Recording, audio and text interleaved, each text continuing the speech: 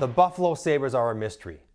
There is no way any sports team in any sports league should go a decade and a half, since 2011, since making the playoffs. It's just inconceivable. Sports are designed so that you get good, then you may get a little worse, then you get good again. Everyone gets good again. And when you look at the Buffalo Sabres, since all of that time ago, so many different general managers, so many different coaches, so many different players. Now, you start thinking, why? Why then?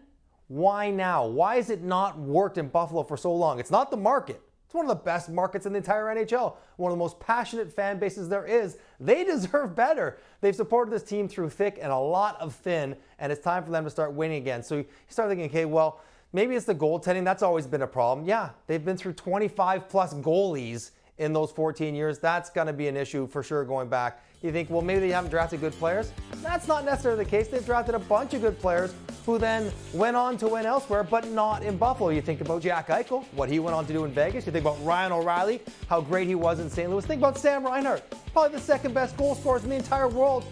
He wins in Florida, couldn't get it done in Buffalo. It's not like they haven't drafted good players. They just haven't found those good players to win in Buffalo. And you're just not sure. You think about ownership. Could it be ownership? Well, Terry Bagula has built an absolute factory with the Buffalo Bills. Everyone gives them lots of compliments for being one of the best organizations in the NFL, so he clearly knows how to run a sports team, but maybe not an NHL team. You put all this together, you're wondering what has to change. And I think the one thing that is clear, and I don't really like using this word, but I think it's appropriate, there is a culture of losing in Buffalo. There is an expectation, because it's been so ingrained over all these years, that they don't win.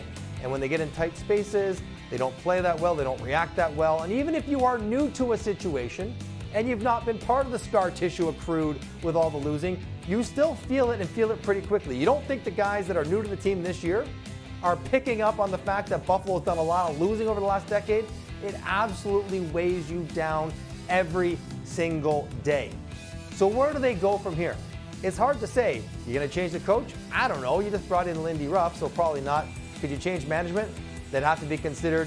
Big trade of one of those players, that has to be considered. But what you have to say with certainty is that there is no part of this organization, there is no decision, there is no conversation that is off limits. You have to explore everything and anything to try to get this back on track, even though it probably will result once again this year in them missing the playoffs because of where they are in the standings. There's a lot of good players on Buffalo. A lot of talent, a lot of players that we've seen will go elsewhere and win. But for whatever reason, the mix is not there. Maybe it's leadership, and you can't ask guys to do something that they're not inclined to do or be someone they're not.